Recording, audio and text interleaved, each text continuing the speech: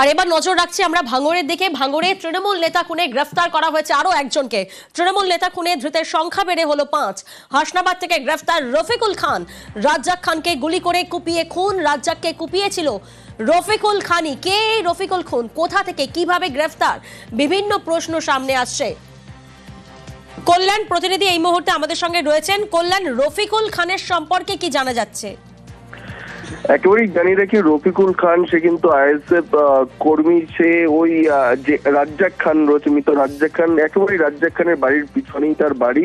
ফলে এই যে রাজ্জাক খানকে খুন, এটি শুধুমাত্র যে রাজনৈতিক বিষয় তা নয়, যে পারিপার্শ্বিক যে একটি অশান্তি ছিল। কারণ হিসাবে পুলিশ সূত্রে আমরা যেটি জানতে পারছি কি, এই রফিকুল খানের সঙ্গে রাজ্জাক খানের একটা বিবাদ ছিল। সেই বিবাদ ছিল বিজয়গঞ্জ বাজারের একটি জমি নিয়ে। এই জমি নিয়ে রফিকুল খানের সঙ্গে রাজ্জাক খানের বিবাদ ছিল। ফলে যে রাজ্জাক খান যখনই কোনো হয়, তারপর থেকে কার্যত বাড়ি ছাড়া ছিল এই রফিকুল খান। পুলিশ গোপন সূত্রে খবর পায় হাসনাবাদ এলাকায় গা ঢাকা দিয়ে রয়েছে নিজের শ্বশুর বাড়িতে।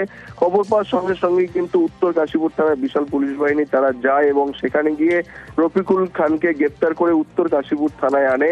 আজকেই রফিকুল খানকে বারুইপুর মহকুমা আদালতে তোলা হবে। পুলিশ সূত্রে আরো যে খবর পাওয়া যাচ্ছে, এই রফিকুল খান ঘটনাস্থলে রাজ্জাক খানকে কিন্তু যখন গুলি করা হয়েছিল, তারপরে যে তার শরীরে একাধিক কোপানোর আঘাত রয়েছে, সেই কোপানোর আঘাত কিন্তু এই রফিকুল খানই কিন্তু রাজ্জাক খানকে কুপিয়েছিল বলে পুলিশ সূত্রে খবর পাওয়া যাচ্ছে।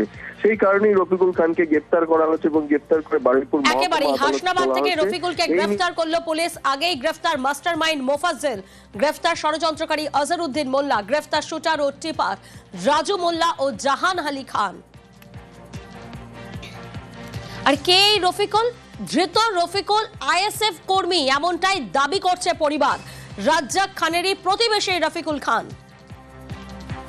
হাসনাবাদের শ্বশুর বাড়ি থেকে গ্রেফতার করা হলো এই রফিকুলকে। কিভাবে রফিকুল পুলিশের জালে এলো?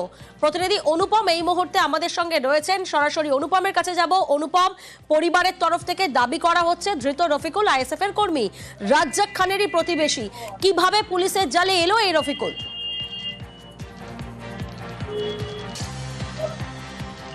দেখো, এই যে রাজ্জাক খান খুনের ঘটনার পর থেকে কিন্তু এই যে রফিকুল খান, এই রফিকুল খান কিন্তু রাজ্জাক খানের কিন্তু প্রতিবেশী। সে কিন্তু গা ঢাকা দিয়েছিল এবং উত্তর কাশীপুর থানার পুলিশ তদন্তে নেমে এই যে রফিকুল খানের কিন্তু সন্ধান পান। তিনি বিশাল পুলিশ বাহিনী গতকাল রাতে হাসনাবাদের যে নতুন মসজিদ এলাকা আছে সেখানে এসে তার শ্বশুর বাড়িতে হানা দেয় এবং সেখান থেকে এই রফিকুল খানকে গ্রেপ্তার করে।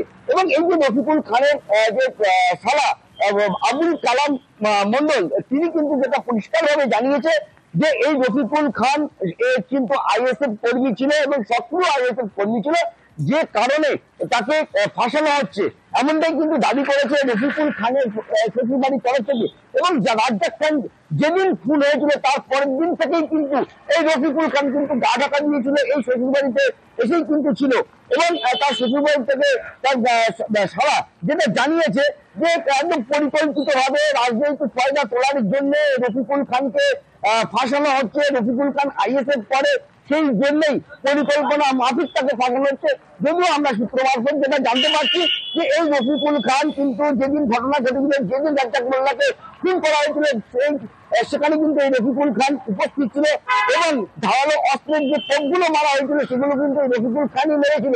যদিও পরিবারের থেকে অস্বীকার করা হচ্ছে, পরিবারের থেকে বলা হচ্ছে যে আইএসএফ করেছিল এবং তাকে ফাঁসানো। ওই আইসেপ করে ওই যে আমার বোনাই 7 দিন জ্বরে পড়েছিল। এখন মারা হয়েছে আমার খবর পেয়েছি, আমি ফোন করি বোনার কাছে, বললো যে ওর মারা হয়ে সত্যি। তা আমি তুই গেলি নাকি? তা বলছে না, আমি যাবো কোথায়, আমি মরিয়ে যাচ্ছি, আমি যাবো কোথায়, গায়ে জ্বর। আমার এখানে বাড়িতে 2 দিন বড়ি খেয়েছে। খুনের পরে আপনার এখানে চলে আসলো কেন? খুনের পরে চলে ওই ধরে মারবে, তাই মারার ভয় কি?